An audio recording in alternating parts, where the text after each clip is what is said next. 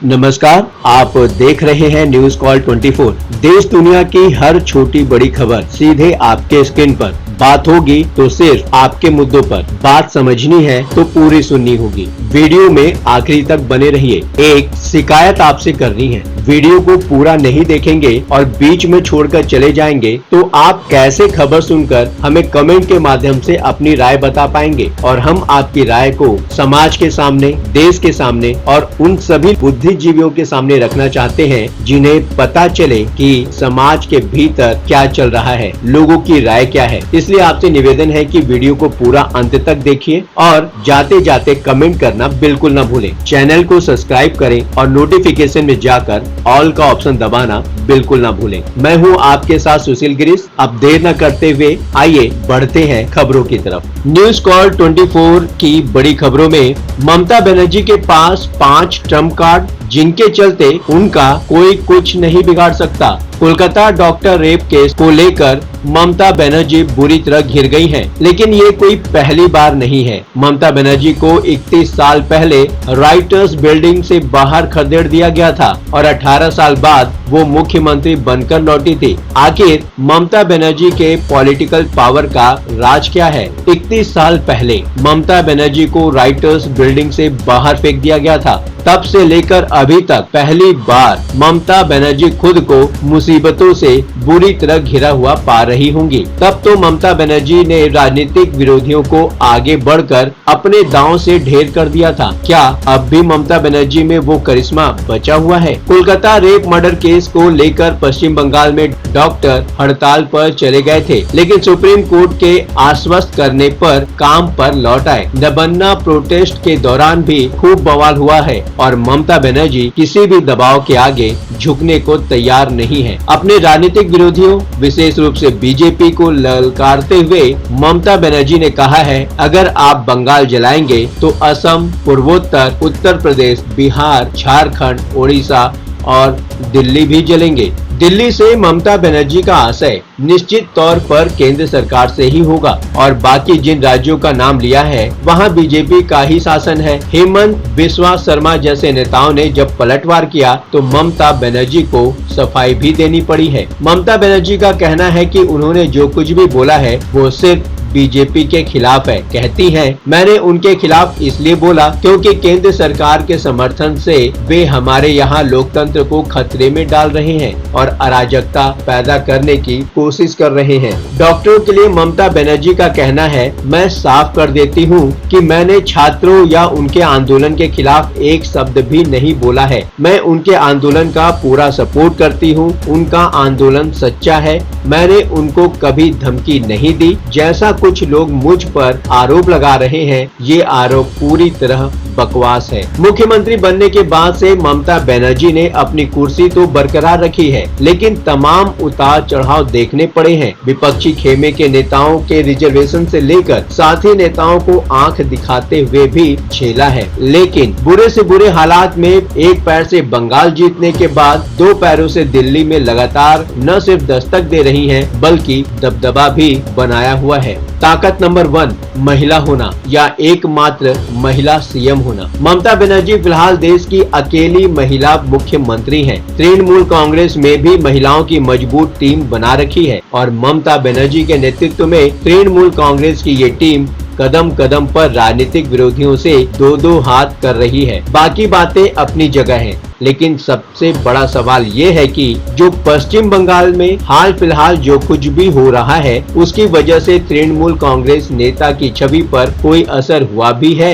या नहीं। India today के पॉलिटिकल स्टॉक एक्सचेंज PSE में ममता बनर्जी को लेकर ऐसे कई सवाल पूछे गए। ये सवाल बीजेपी समर्थकों के अलावा इंडिया ब्लॉक और TMC समर्थकों से भी पूछे गए। कुछ जवाब तो बड़े दिलचस्प हैं, लेकिन कुछ हैरान करने वाले भी हैं। बीजेपी के 64% समर्थक मानते हैं कि कोलकाता रेप मर्डर केस के कारण ममता बनर्जी की छवि बहुत ज्यादा खराब हुई है, लेकिन हैरान करने वाली बात ये है कि इस बात से इत्तेफाक रखने वाले TMC के भी 40% समर्थक हैं और इंडिया ब्लॉक के भी 61% समर्थकों का ऐसा ही मानना है। हाँ, टीएमसी के 19% समर्थक ऐसे भी हैं जिनका मानना है कि ममता बनर्जी पर इस मामले का कोई असर नहीं होगा। जब पीएससी में ये जानने की कोशिश की गई कि रेप मर्डर केस में लोग सबसे ज्यादा दोषी किसे मानते हैं, तो टीएमसी के 39% और इंडिया ब्लॉक के 49% समर्थकों ने अस्पताल प्रबंधन को दोषी बताया है,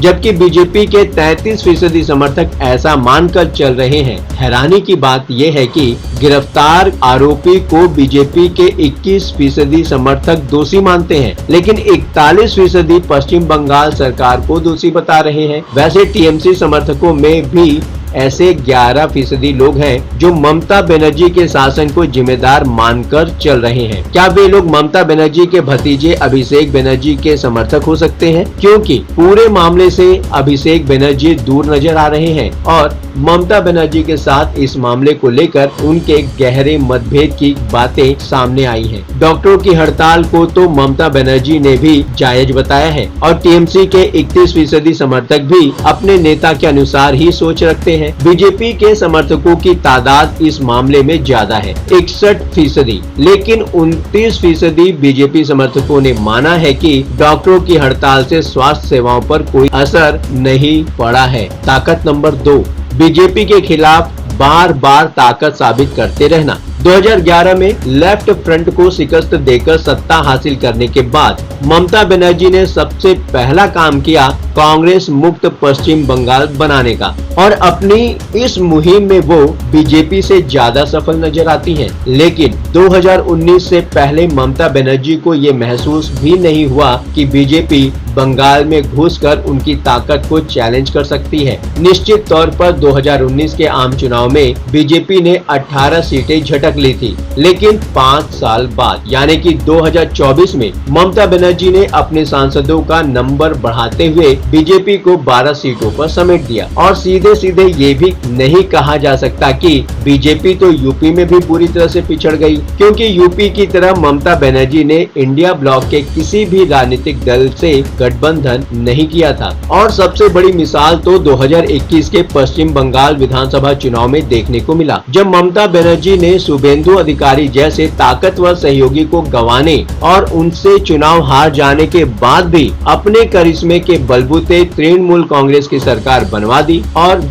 अब तक मैदान में वैसी ही डटी हुई है। कोलकाता रेप मर्डर केस को लेकर भी बीजेपी चुनाव की तरह ही आक्रामक नजर आ रही है, लेकिन मुश्किल ये है कि ममता बनर्जी ऐसे मामले में फंसी हैं जब काफी हद तक अकेली पड़ चुकी हैं। ताकत नंबर 3, सड़क पर आना, आक्रामक रहना। पहले भी और 2021 के चुनाव के दौरान भी ममता बनर्जी बार बार दोहराती रही हैं कि वो स्ट्रीट फाइटर हैं। ये चीज तो अब भी उनके संघर्ष में दिखाई पड़ रही है। रेप मर्डर केस को लेकर लोगों के विरोध प्रदर्शन से परेशान होने के बजाय ममता बनर्जी खुद भी सड़क पर उतर आई हैं और लगभग पूरी पार्टी को उतार दिया है। तृणमूल कांग्रेस की महिला नेताओं और कार्यकर्ताओं के साथ ममता बनर्जी ने आगे बढ़कर मोर्चा संभाल लिया और अपने खिलाफ हो रहे प्रोटेस्ट का भी सड़क पर उतरकर विरोध प्रदर्शन कर रही हैं। ऐसा तो कोई स्ट्रीट फाइटर ही कर सकता है। ताकत नंबर 4, तमाम विरोधों को कामयाबी से पॉलिटिकल साबित कर देना। ममता बनर्जी के संघर्ष और विरोध की भी अपनी अलग स्टाइल है। ऐसा बहुत कम होता है जब वो अपने साथी नेताओं के खिलाफ लगने वाले आरोपों को लेकर गंभीर होती हो। जो भी उनके साथ खड़ा होता है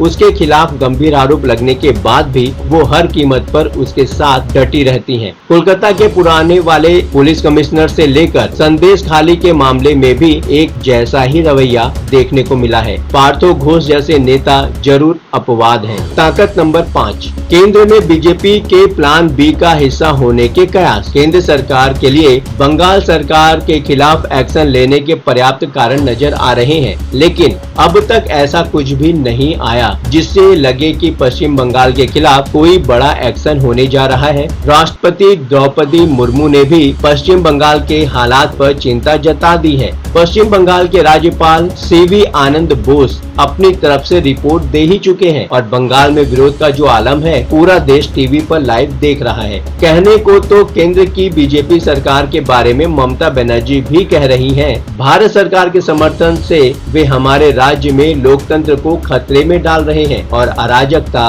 पैदा करने की कोशिश कर रहे हैं। फिर भी अगर केंद्र सरकार पश्चिम बंगाल में सरकार को बर्खास्त कर राष्ट्रपति शासन नहीं लगा रही है तो क्या और कैसे समझा जाए? क्या ममता बनर्जी भी उस ऑर्बिट में जगह बना चुकी हैं, जिसमें से नीतीश कुमार या चंद्रबाबू नायडू के इधर उधर होने की सूरत में ममता बनर्जी सपोर्ट सिस्टम बन सकती हैं? राजनीति में कोई परमानेंट दुश्मन थोड़े ही होता है, कब किसे दोस्त बनाना पड़ जाए कौन जानता है। तो ममता बनर्जी के पास जो उनके अपने बनाए हुए 5 ट्रम्प कार्ड हैं, वो हमने आपके सामने रखे। इस विषय पर अपने विचार हमें कमेंट कर प्रतिक्रिया जरूर दें। अभी तक आपने न्यूज कॉल 24 को सब्सक्राइब नहीं किया है तो देर किस बात की, न्यूज कॉल 24 को अभी सब्सक्राइब करके ज्वाइन करें, चैनल को फॉलो करें। नई वीडियो का टाइमली नोटिफिकेशन पाने के लिए नोटिफिकेशन में जाकर ऑल का ऑप्शन दबाना बिल्कुल ना भूलें।